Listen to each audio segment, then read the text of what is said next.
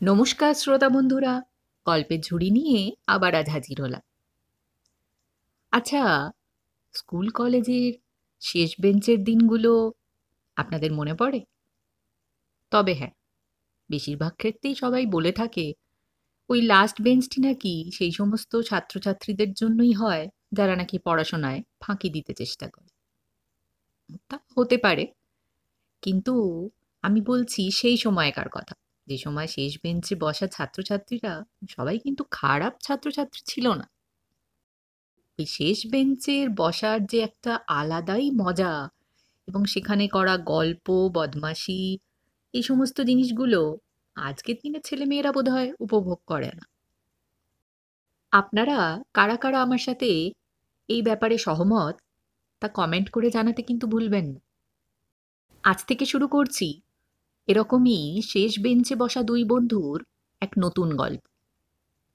আজকে আপনাদের গল্পের প্রথম পর্বটি শোনাব। তাহলে চলুন, আর দেরি না করে ঝটপট শুরু করি আজকের পর্বটি।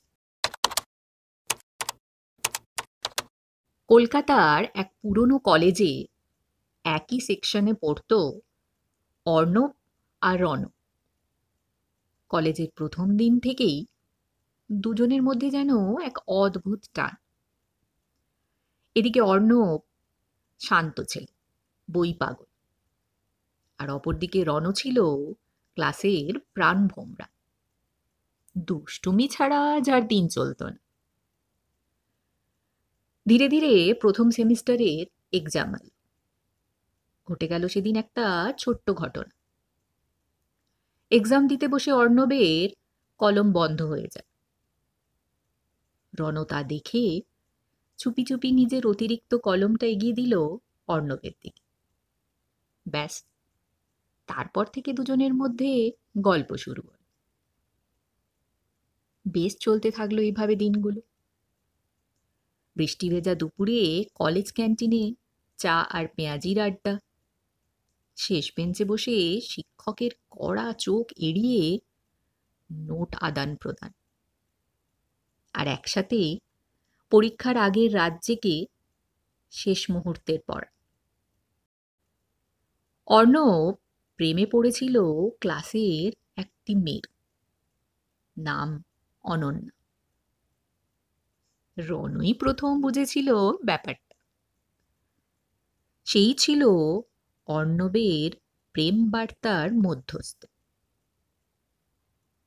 কিন্তু একদিন হঠাৎ অর্ণব ভুল বুঝেছিল। ভেবেছিল রনই অনন্যার সঙ্গে ঘনিষ্ঠ হচ্ছে। এই একটা ছোট ভুল বোঝাবুঝি থেকে দুই বন্ধুর মধ্যে তৈরি হলো ফাটল। তাদের বন্ধুত্ব আর আগের মতো রইল না। এদিকে সময় এগিয়ে চলেছে। শেষ বর্ষের আগের দিন রণ চুপচাপ কলেজের গেটের পাশে দাঁড়িয়েছিল, হাতে একটা নোটবুক, ভিতরে অর্ণবের জন্য একটা চিঠি। তোকে ছাড়া কলেজটা ফাঁকা লাগবে, বুঝলি পাগল। মনে রাখিস, বন্ধুত্ব প্রেমের চেয়ে বড়। চিঠিটা পেয়ে অর্ণবের চোখ ভিজে উঠেছিল। পরদিন দেখা হয় দুই বন্ধু। কোনো কথা নয়, শুধু একটিবার কাঁধে হাত রাখা আর একটা মৃদু হাসি। এরপর কেটে গেল 10-10টা বছর। অর্ণব এখন সফটওয়্যার ইঞ্জিনিয়ার, আর রণ সাংবাদিক। এদিকে কলেজ থেকে আয়োজন করা হলো রিইউনিয়নের। সেখানে হাজির হলো অর্ণব আর রণ। তারা চা হাতে বসেছিল সেই তাদের ফেলে যাওয়া পুরনো ক্যান্টিন।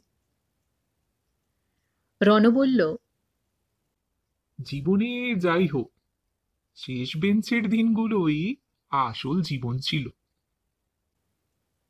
অর্ণব চুপচাপ হেসে বলল,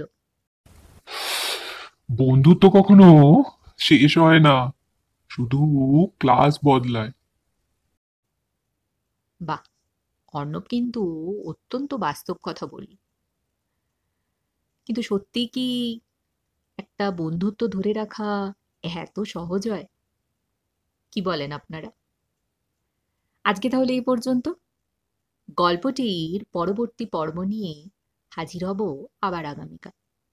ততক্ষণের জন্য গল্পটি ভালো লাগলে অবশ্যই একটি লাইক করবেন। আর সকল নতুন শ্রোতা বন্ধুদের কাছে আমার অনুরোধ থাকবে গল্পঝুরি চ্যানেলটিকে সাবস্ক্রাইব করে চ্যানেলের পাশে থাকার জন্য। আজ তাহলে আসি। নমস্কার।